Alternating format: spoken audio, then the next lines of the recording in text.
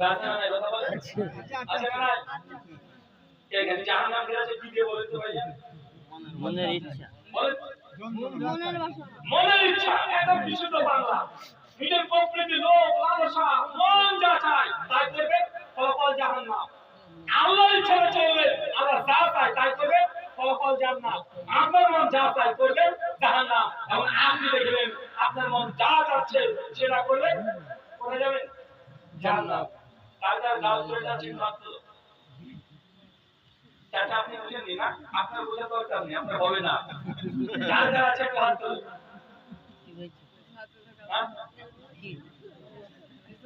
কারণ গাল করে বুঝলাম না কারণ নাই আল্লাহ বলিলে ভাই একজনের নাই না বলবিলাকে ভয়ে আচ্ছা কারা কারা বিয়ে করেছে একটু হাত তোলো তো বিবাহিত হাত তোলো বিবাহিত মাশাআল্লাহ আপনি হলে আচ্ছা কারা কারা বিয়ে করেননি তারা হাত তোলে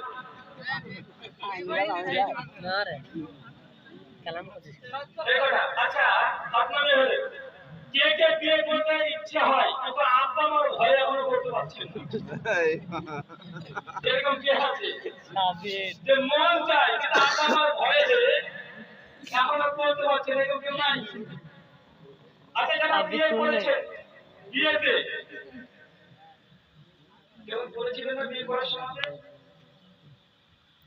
যৌতুক বলেন যৌতুক হ্যাঁ কে কে নিয়েছিলেন ফ্রিজ খাট সাইকেল হারিকেন আগে তো হারিকেন বলতে দিত তাই না হ্যাঁ দিদা চাচা আপনি জানেন তো আমি না জানলে আমি শুনেছি সেই যুগ আমি বাবা পাই নাই আমি সাইকেল পর্যন্ত দেখেছি যে 5,500 টাকা নগদ জামাইকে যৌতুক একটা ক্যারিয়ার আর সাইকেল দিতে হবে ওই ক্যারিয়ার আছে মানে ক্যারিয়ার রাখতে হবে নতুন সঙ্গে পড়াশোনা করবে জামাই ভাই তো আছে না ভাইয়া 10,000 নগদ টাকা একটা সাইকেল আর একটা তুষো আর সকি একটা কারাগার নিয়েছে এই শর্তে যেহেতু কারাগার নিয়েছে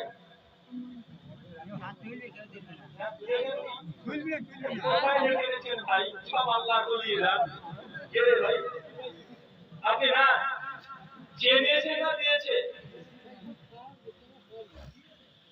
একদম মন থেকে দিয়েছে না আপনার শ্বশুরের মন তো অনেক বড় তাহলে আপনাকে দেয় না পাড়ার লোককেও দেয় পাড়ার লোককে একটা চোখে টিভি দিয়েছে দেয় না না একজন হুজুর দেখেন আমি কিন্তু বিয়েতে শ্বশুরকে আগে বলে দিয়েছি আমার কোনো দাবি দাবা নাই আমার কোনো দাবি নাই কিন্তু শ্বশুর আমাকে একটা মোটরসাইকেল দিতে চাইছে এটাকে দিতে পারবো আমার কোনো দাবি নাই কত বড় আল্লাহর ওলি ওকে বলতাম যে তোমার শ্বশুর তোমাকে দিতে যাচ্ছে না আমাকে দেয় না কেন তোমার শ্বশুর তোমাকে দেয় না পাড়া মানুষকে দেয় না এখানে মৌলভী সাহেব মসজিদে যিনি মৌলভী আছেন প্রতিদিন সাইকেল 5 কিলোমিটার সাইকেল চালিয়ে বসে নামাজ পড়ে আসে করে হুজুরকে তো বলে না হুজুর আপনার খুব কষ্ট হয় আপনার পালসার দরজা নাই R150 দরজা নাই একটা সুপার স্প্লেন্ডার নেন এরকম তো আপনার শ্বশুর এলাকার মৌলভী সাহেবকে বলে না বাবা তোমাকে বলে কেন বলে দেখেন আমার শ্বশুর খুশি মনে আমাকে হাদিয়া দিচ্ছে এবার নিতে পারবো মানুষ যৌতুক খাবে না মুখ ঘুরে তখন এদিকটা চোখে দিয়ে চলে যা ঘুরিয়ে পেয়েছে কত সাইজ করতেছে আমি বললাম যে কোনো সমস্যা নেই যাই তোমার শ্বশুর যদি তোমাকে হাদিয়া স্বরূপ দেয় 1 টাকা না 10 টাকা দিলে 10 টাকাও নেয় তো জেনে রাখবে হাদিয়া নেওয়ার জন্য সুন্নাত দেওয়াও সুন্নাত শ্বশুর তোমাকে R150 দিয়েছে তুমিও আগামীকাল মোটরে শুরু হয়ে যাবে তোমার শ্বশুর তো সাইকেল চালায় একটা সুপার স্প্লেন্ডার একটা মোটর সাইকেল কিনে শ্বশুরকে বললাম বা আপনি আমাকে টাকা হিসেবে ছেড়ে ছেড়ে R150 দিয়েছেন আমি আপনাকে আপনার মতো দেখি এই নেন আপনাকে আমার তেল দিয়ে গেলাম পারলেন না ভাইয়া যদি এই শর্তে যৌতুক দিতে চান নিতে পারবেন আর যদি এই শর্তে না নিতে হাদিস অর্ধেক মানবেন কেন ভাই হাদিস তো অর্ধেক মানা যাবে না যে হাদিস বলছে হাদিয়া নেওয়া সুন্নাত ওই হাদিস বলছে দেওয়া সুন্নাত তো তুই শ্বশুরের কাছে সাহায্য দিলে না কেন বাবা তোমাকে অন্তত পক্ষে শ্বশুর যদি 60,000 টাকার খাট দেয় তুমি অন্তত 20,000 টাকা তুমি একটা খাট দিয়ে দাও যে আব্বা তুমি আপনি তো চোখ দিতে থাকেন, এই নিয়ে আমি একটা খাট কিনে দিলাম, কথা বুঝতে পারছেন না ভাইজান? হ্যাঁ জাহান্নাম কি দিয়ে গেলাম? জি, মন যা চায় তাই করে জাহান্নাম। জি, যারা যৌতুক হিসেবে নিয়েছেন, একদম দাম দাম রেট দামাদারি করে নিয়েছেন, জেনে রাখেন জুলুম করেছেন শ্বশুরের উপরে। দ্রুত আগামীকাল শ্বশুরের কাছে গিয়ে হাত পা ধরে মালকে ফেরত দিতে হবে। আর শ্বশুর যদি ক্ষমা করে দেয় যে বাবা মাল ফেরত দেওয়ার দরকার নেই, আমি ক্ষমা করে দিলাম, তুমি গুনাহ করেছো, ভুল করেছো, আমি ক্ষমা করে দিলাম, বেঁচে গেলে। যদি আপনি না করেন এই জুলুমের দায়ে কিয়ামতের মাঠে আপনাকে জিজ্ঞাসিত হতে হবে। কথা কি কঠিন মনে হচ্ছে আপনার জন্য? না, এটাই বাস্তব।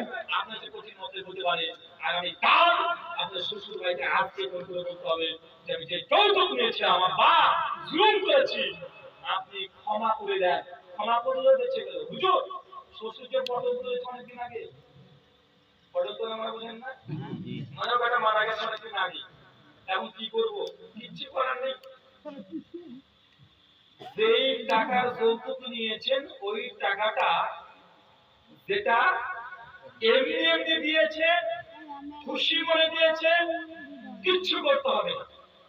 যেটা যে দাবি করে নিয়েছে যে এত টাকা লাগবে হচ্ছে বিয়ে করবো না, এটা জুলুম। এটা কি করেছে? এটা জুলুম করেছে। এই অংশটা, এই টাকাটা সেই সময় দাঁড়িয়েছে 20,000 টাকা। শ্বশুর যখন মারা গেছে, শাশুড়ি মারা গেছে, ওই 20,000 টাকা গরিব মিসকিন এদের মধ্যে দান করে দেবে যে আল্লাহ আমার শ্বশুরের টাকা আমি 20,000 টাকা জুলুম করে নিয়েছি, আমি শ্বশুরের নামে 20,000 টাকা দান করে দিলাম। কথা বুঝতে পারলেন না? কথা বুঝতে পারলেন না ভাইরা? এই 20,000 টাকা দান করে দিলেন, শ্বশুরের ঋণও শোধ, শ্বশুরের 20,000 টাকা সাদকা হিসাবে পেয়ে গেল, আপনিও বেঁচে গেলেন। সমাধান পেয়েছেন কি পান নাই? পেয়েছেন না ভাইজান? এবার বলে জাহান্নাম কি দিয়ে ঘেরা? আচ্ছা আপনারা ট্রেনে চাপেন, আচ্ছা কারা ট্রেনের টিকিট না কেটে বেলডাঙ্গা পর্যন্ত চলে গেছে? হ্যাঁ, আমি তো চিনি আপনাদেরকে। আমি ছোট অবস্থায় যখন আমার বয়স 22-24, সেই সময় আপনাদের এলাকাতে প্রথম এসেছিলাম ভাই বলবো।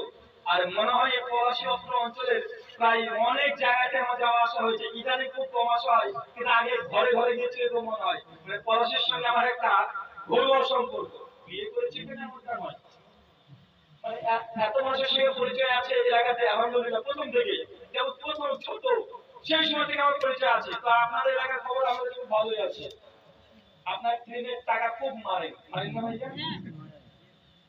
মানে একবার যদি খাবে, মানে ভেতরে ভয় আছে, টিটি দেখে নিলে না তো 10 টাকা চুরি করে